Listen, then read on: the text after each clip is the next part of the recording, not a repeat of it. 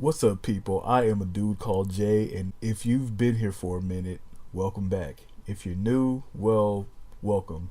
It's time to take a journey back to Camp Crystal Lake for another adventure with our hockey mask slasher, Jason Voorhees. This time around, it's for the fourth installment in the franchise, Friday the 13th, the final chapter, which by now we all know it isn't at all the final film of the franchise. What I do acknowledge it as is the beginning of the Jarvis trilogy. Reason being is because the franchise introduces a new protagonist in the form of Tommy Jarvis, who spends some time in the franchise for the next few films. He's almost the equivalent of what Laurie Strode is to Michael Myers, but not nearly as iconic. We'll get to his story arc soon, as like I said, this is the beginning of that. What kind of bullshit will Jason be on this time around? Let's find out. Seeing that this actually was intended to be the final movie of the franchise, it starts off with a recap of the first few movies, and then we get our opening sequence.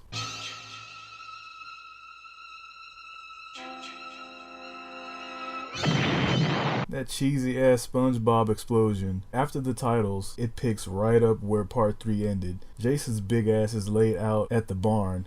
Cops and paramedics are everywhere. This time they got him. That's what they always say. The fuck? These fucking wolf claws. When did that happen? They haul Jason to the morgue, and of course we get a nasty ass coroner working there.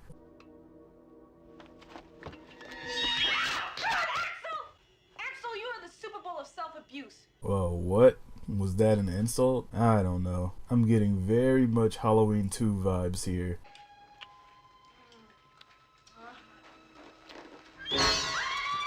This is the second time that shit happened. You'd think they would have strapped him down after the first time. Another thing, why would y'all be doing this shit right next to a supposed dead body? Don't get mad at Jason, he just wanted some ass. Jason's put in the freezer, but of course they continue to show that he's not dead. This freaky dude watches some 80s twerking shit, but Jason has other plans.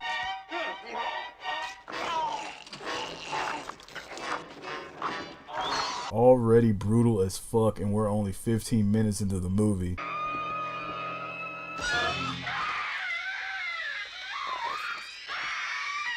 The chick dies too, and we're off to our main characters. This is Trish, and this is her mom, Mrs. Jarvis. Back at home, we have what the fuck? Oh, it's just a kid, Tommy, played by Corey Feldman. Soon after, we meet our future victims. Of course, they're the typical teenagers heading to Crystal Lake. Let me put it in the old computer. It says you're a dead fuck. What is this nothing ass conversation, and why is nobody interrupting this shit? Where are we now? Lost? We are lost. Oh, the days of not having a GPS. I'm fortunate enough to have that nowadays. They pass by a hitchhiker and they do her pretty dirty. As simple as that kill was, it always stands out as a funny one to me. Look at this wholesome ass family. Shame they're about to endure the worst night of their lives. The kids make it to their house, also not knowing what awaits them. You do it with everybody. Oh, I do not. I mean, you know how guys are. They lie about that all the time. No, only lame dudes do that. Freaky ass Corey Feldman. He almost gets a peep show from these two dumbass and uncaring motherfuckers. Mama Jarvis comes in to save this boy's innocence. The next day, the kids are out on a hike through the woods when they meet a random ass set of twins. Hey, Clay. Twins! Nah, these twins would be a lot better. I'm going back to get the car. Why? Of course she gets the fake jump scare. Damn, these girls are wild, and already we get our skinny dipping scene that we get in a lot of these movies for some reason. I guess that was a big thing back in the 80s. A bit weird to me though. You can't even hide your excitement, can you, Tommy? The Jarvis car breaks down, and for some reason, Tommy's little ass knows how to fix this shit. Come in, Sarah. Let's see what you got. Oh, come on, Sarah. Strip in there. Sarah's too good to be doing that shit. Sarah! Of course, she falls for the fake out drowning and gets pulled in the water. Back at the Jarvis car,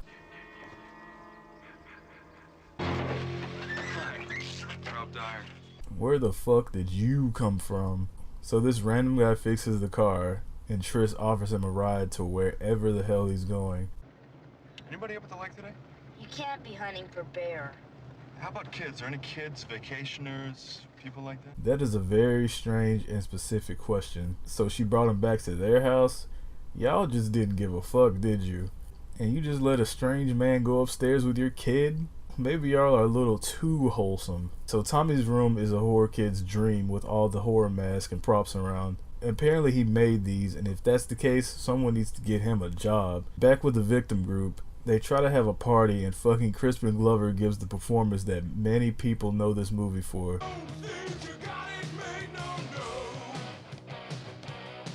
The couples pair off, and of course the dude who was cocky gets no play. If it gets too bad out there, or if you want to take a shower or whatever, we're always home. Why?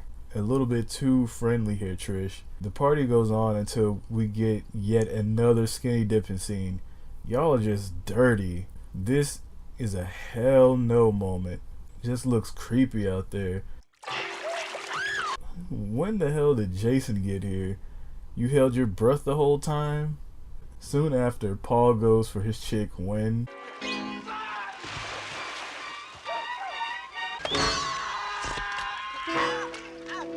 one of the most brutal kills of the franchise. The hitchhiker hears a noise in the distance and decides to investigate. His tent gets messed up and he has some suspicions. The party turns super lame when some of the kids watch some fucking prehistoric porn on a projector. I forgot the twins' names, so forgive me, but Twin 1 decides it's time to go, but Twin 2 wants to stay and continue being a thought. It's raining though, you may as well stay until the morning, but of course...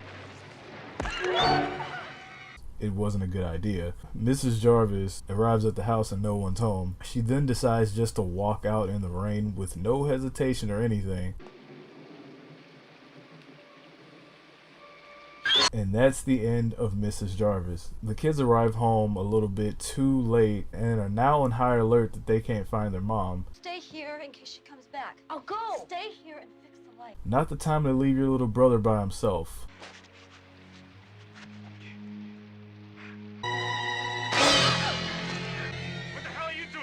What are you trying to do? Kill me? Well, yeah, he had every right to, really. Crispin Glover is goofy as fuck, and it works really well for him.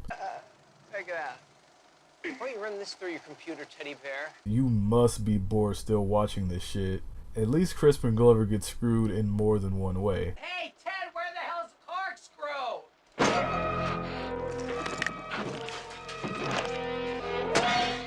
A few moments later.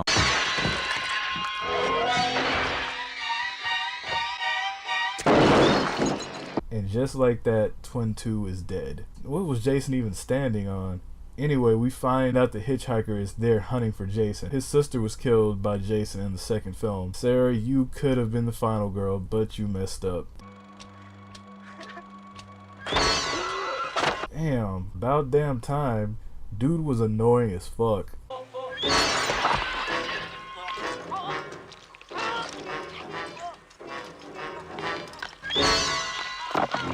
Getting your skull crushed with one hand is one way to go out. So sing. Well, you had plot armor before you ended up with old dude.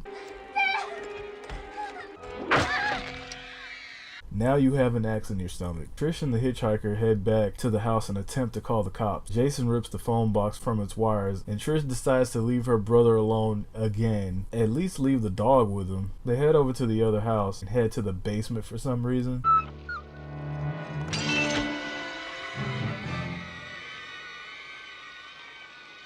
Tommy reads through some articles about Jason while that's happening. That comes in handy later. Trish finds blood upstairs leading to a body. Jason murks the hitchhiker in a hilarious way.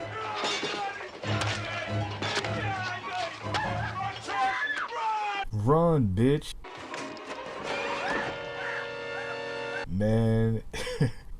man, he's dead. Rip him down. You can't hurt him anymore. I think we all know that's not gonna work. See, that's all you had to do. You still have glass windows as well, which is perfect for it never fails. Jason grabs Tommy and Trish finally decides to be useful.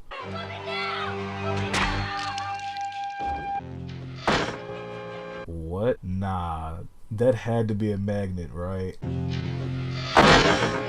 The two barricade themselves in Tommy's room. Jason gets Stu Mockert with a computer monitor and they try to escape. Trish gives Tommy the opportunity to run away as Jason chooses to pursue her. She sallies her way out of the top floor window and she survives. Tommy has other plans though. He got tired of his good guy doll haircut and decided to shave it all off.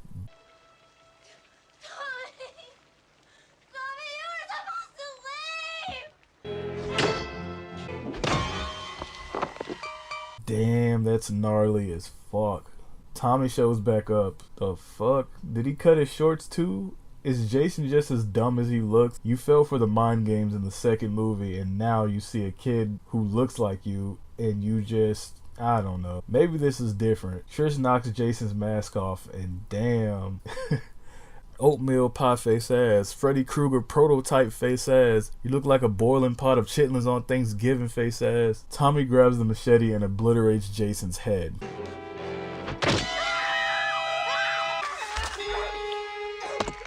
One of the best scenes in the entire franchise. Of course, he's not dead though.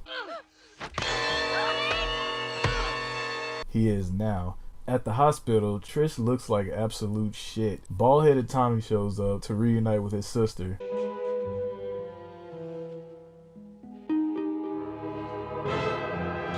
Oh no. Will Tommy become the killer?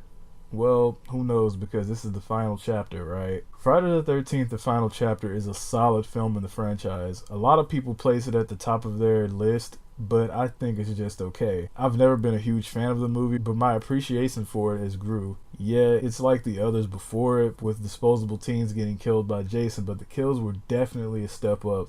Mostly due to the return of Tom Savini, master of horror special effects. The thing that stands out in this film is the Jarvis family. They seem to at least try to have a story going on with them, but looking at this film in hindsight, that can also raise some questions. If this was supposed to be the last film of the franchise, why invest in a family story?